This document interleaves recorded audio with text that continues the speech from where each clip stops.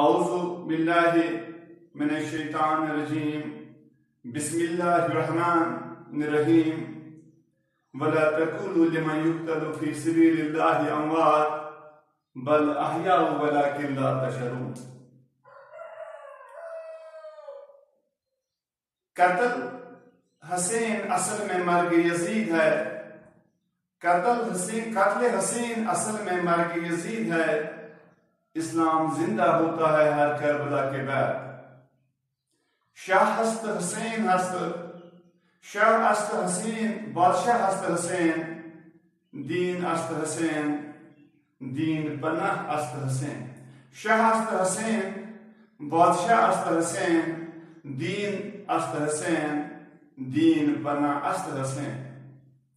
اسلام سے وفا ہے شہادت حسین کا، اسلام سے وفا ہے شہادت حسین کا، دنیا میں بھی مثال سجاد حسین کا۔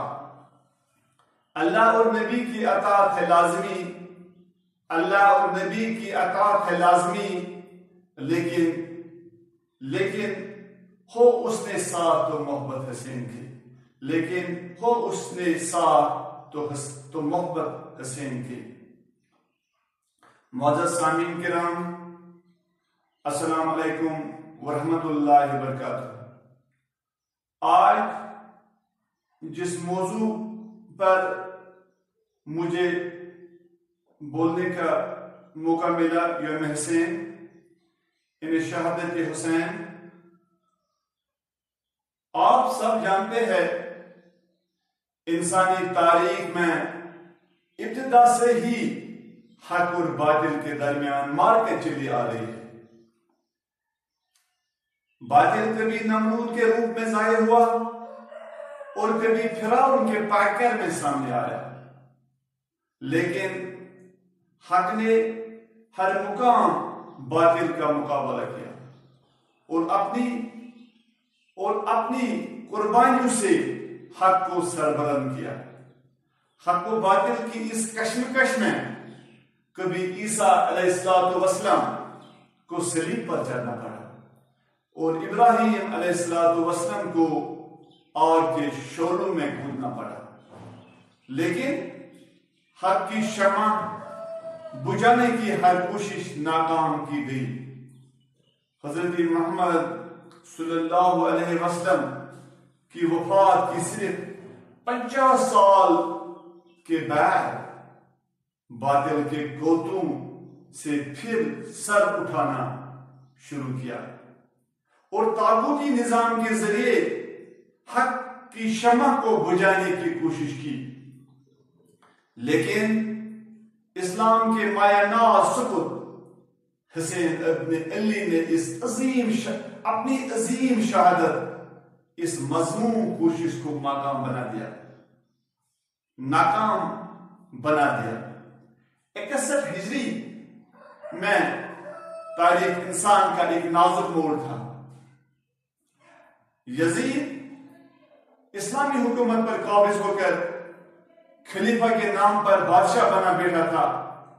خلافت جس کی بنیاد پیغمبر آخر زمان حضرت محمد مصطفیٰ صلی اللہ علیہ وسلم نے انسان کی فلاح و بہبود وہ کامران کے لیے ڈالی تھی، جس میں عدل انصاف تھا، مساوات تھی، آزادی رائے تھا۔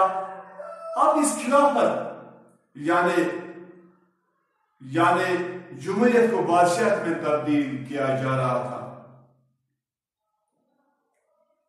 خلافت کو ملکولیت میں تبدیل کرنے کا یہ عمل خطرناک اور باطل کا بہت بڑا فتنہ تھا۔ الملک للہ والحکم للہ کے بجائے یزید اپنے من پسند احکامات جاری کر رہا تھا۔ اس طرح یزید کے ہاتھوں ظلم جبر بڑھ رہا تھا، جو فرزندان توحید کے لیے ایک چیلنج تھا۔ اب باطل کے اس بڑھتی ہوئی سیلاب کو روکنا تھا اور خدا کے دردی کو ظلم جبر فسق و فجور سے نجات دلانا تھا۔ اس ظلم و جبر کو مٹانے اور حق کی شمع روشن کرنے کی خاطر حضرت امام حسین رضی اللہ تعالیٰ عنہ کربلا کے میدان میں باطل کے خلاف سخت آرا ہو گئی. عقل اور انسانی کمزوری تقاضا کرتا تھا کہ وہاں سے واپس چلا جائے اور حالات سے سمجھوتا کیا جائے اور یزید کے ہاتھوں پر بیعت کیا جائے.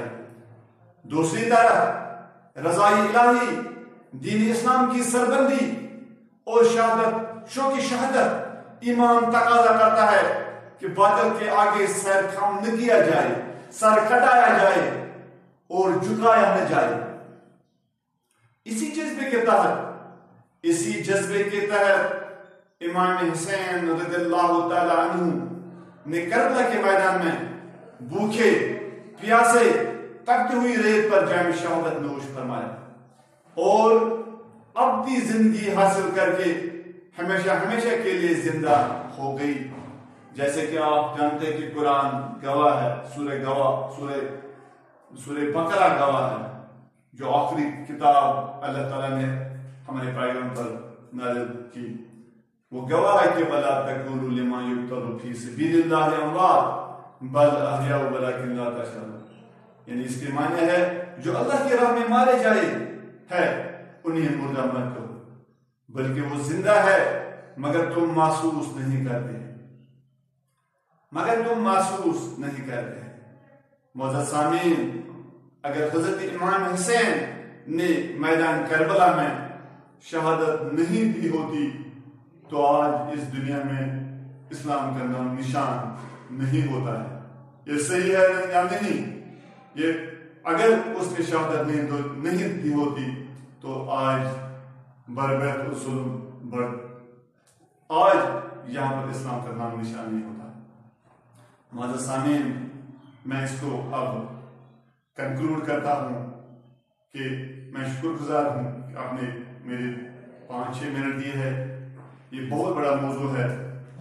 تو کنکلوژن میں اس شعر کے ساتھ میں اس کو کنکلوڈ کرتا ہوں. وہ مرد نہیں جو ڈر جائے ماحول کے خون منظر سے، وہ مرد نہیں جو ڈر جائے ماحول کے خون منظر سے. جس حال میں جینا مشکل ہے اس حال میں رہنا لازم ہے. وہ مرد نہیں جو ڈر جائے ماحول کے خون منظر سے، جس حال میں جینا مشکل ہو اس حال میں رہنا لازم ہو. شکریہ سامعین کرام.